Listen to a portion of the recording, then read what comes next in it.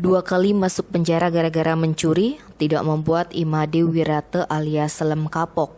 Pria berusia 32 tahun itu kembali ditangkap Satreskrim Polres Bangli karena mencuri sepeda motor di Kelurahan Kawan Bangli serta perhiasan emas di Desa Mangguh, Kecamatan Kintamani. Kasatreskrim Polres Bangli AKP Androyuan Elim menyatakan Selem ditetapkan sebagai tersangka atas beberapa kasus pencurian sepeda motor. Tersangka asal Desa Taru, Kecamatan Tegalalang, Gianyar ini ditangkap di Buleleng saat hendak ke rumah pacarnya. Polisi juga masih melakukan penyelidikan terkait pengakuan tersangka mencuri perhiasan emas sekitar 4 gram dan uang tunai 2,5 juta rupiah di wilayah Kintamani. Polisi masih mengejar barang bukti yang disebutkan tersangka sudah digadaikan. Pada tanggal 19 Juli 2021, sekiranya jam 4 sore, sedang memarkirkan sepeda motornya, Sprafit, kemudian melakukan pekerjaan di sawah. Ya, kemudian saat selesai kerja mau dilihat motornya sudah tidak ada di tempat.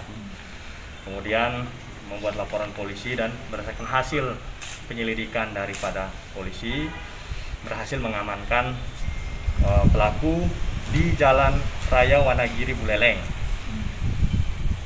Diamankan dengan barang bukti saat itu sedang dipakai oleh pelaku, yang mana pelaku saat itu mau ke rumah pacarnya di Buleleng. Kita melakukan proses penyidikan dan pelaku kita kenakan pasal 362 KUHP dengan ancaman paling lama 5 tahun penjara. Ya, jadi untuk sepeda motor ini kunci nyantol.